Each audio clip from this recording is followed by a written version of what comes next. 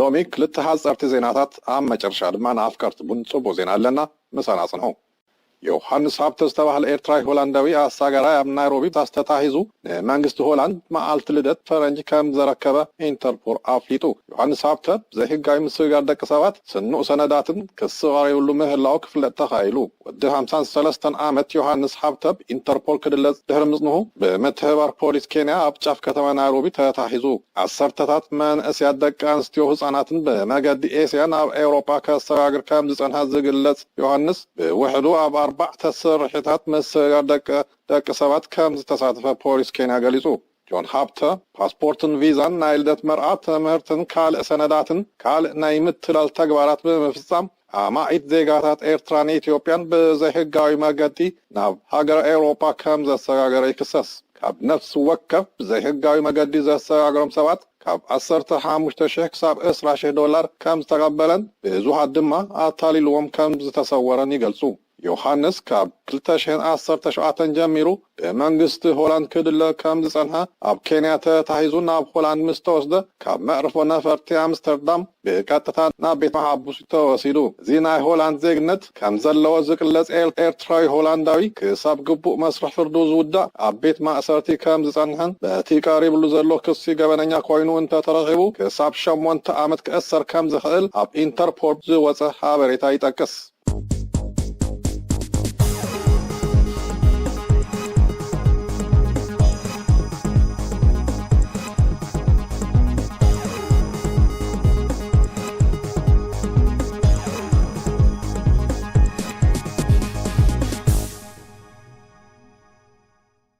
أعلن لكم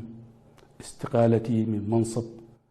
رئيس الوزراء قدامي مينستر سودان عبد الله حمدوكن كاب سلطانو بغزا فقادو كان زلغسه كاب سودان زترخو منጫታ ቢሮም عبد الله حمدوك بقطان حزبي اب تلفزيون تهاجر اب زقربو مدره نخلو زطر نفحادነት ዘለዎ መሰጋግሪ ከወህስ ተገብረ ጻሪ ወህስ ክኸውን ከም ዘይኻለ በመግላጽ ነቲ ኣብ ሱዳን ተኸሲቱ ዘሎ ቅሉላው ፖለቲካዊ ቅሉላው ክብል ገሊጹ በተወሳኺ እቲ ቀዳማይ ሚኒስትር ሃገሩ ኣብ ዚዋን ዚ ከቢድ ብድሆታት ይገጥማ ከም ዘሎ በመጥቀስ እቲ ኃላፊነት እጁን ደቅ ሀገር ኮይኑ ተካእቱ ነቲ ናይ ህዝብ ለበዋ መስርሕ ዲሞክራሲ ከተግብሩ ጸውዑ ድሕሪ ወታደራዊ እልዋ መንግስቲ ኣብ ልዕሊ ጥምረት ሲቪላውን ወታደራዊ መንግስቲ ኣብ ወርሒ ህዳር ዝተገብረ ሓድሽ ውዕል ቀዳማይ ሚኒስትር ሱዳን ናብ ቦታ ስልጣኑ ድሕሪ ምምላሱ ሱዳን ናብ ዝሓሸ ፖለቲካዊ ኩነታት ክትምለስ ትኽእል እያ ዝብል ተስፋ ተገይሩሉ እኳ እንተነበረ ቤርጌሳውያን ማሕበራትን ህዝባዊ ሱዳን ነቲ ሓድሽ ውዕል ስለዘይተቀበሎን ብዘይምቁራጽ ኣብ ጎዳናታት ወፂኡ ሰላማዊ ሰልፊ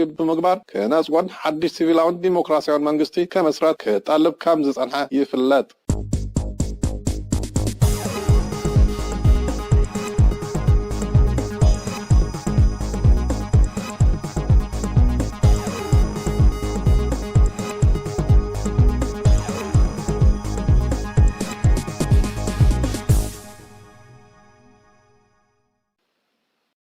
ቡን ሕማም ጸላም ከብዲ ከም ዝከላኸል ብመጽናዕቲ ተረጋጊጹ ቡን ሓደ ካብቶም ብብዝሕት ተጠላብነት ዘለዎም ዓይነት ፍርያት ኮይኑ ክስታብ ዝግበር ምድለዋት በኣቀራርብኡ ካብን ናብን ሃገራት ህዝብታትን ይፈላለዩ ብፍላይ ኣብ ምድሪ ሓበሻ ኣብ ኤርትራን ኢትዮጵያን ርእሱ ዝኸኣለው ኣለዎ እዚ ናይ ምንቅቃሕ ስምዒት ዝፈጥር ካፌን ዘለዎ ውዑይ መስተ ምስ ሕማማት ዘለዎ ምትእስሳር ንምጽናዕ ብዙሕ ምርመራታት ተኻይድሉ እዩ ካብ ዓቀን ንላዕሊ ቡን ምስታይ ንሕማማት ከቃልዕን ከም ዝኽእሉን ብመጽናዕትታት ተረጋጊጹሎ ኣብዚ ቀረባ እዋን ዝተኻየደ መጽናዕቲ ቡን ምስታይ حمامات ጸላም ከብዲ ከም ዝከላከል ይሕብር ሕማም ጸላም ከብዲ ግቡእ ሕክምናዊ ምክትታልን ፈውስን እንተዘይረኺቡ ናብ ሞት ከቃልዓና ዝኽእል ሓደገኛ ሕማም እዩ ተመራመርቲ ብሪጣንያ ኣብ ሞንጎ ቡን ምስታይ ሕማምን ጸልም ከብድን ዘሎ ምትእስሳር ንምፍላጥ መጽናዕቲ ኣካይዶም እቲ መጽናዕቲ ንምክያድ ልዕሊ 495,000 ሰባት ኣሳቲፎም ካብቶም ተሳተፍቲ 78 ሚእታዊት ብዝተፈላለየ መገዲ ዝተቃመመን ዘይተቃመመን ቡን ዝሰትዩ ክኾኑ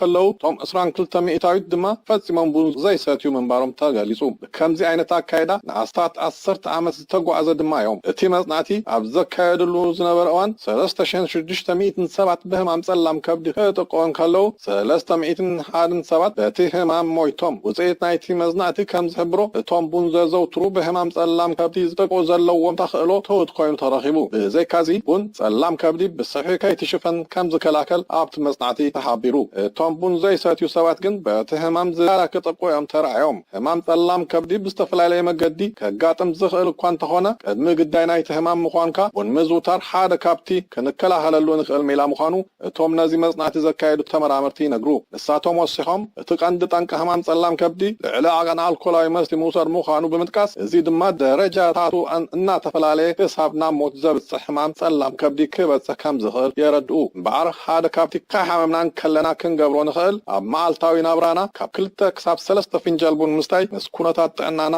ኣነጻጺርና ክንወስድ ጽቡቕ ምዃኑ ይመኽሩ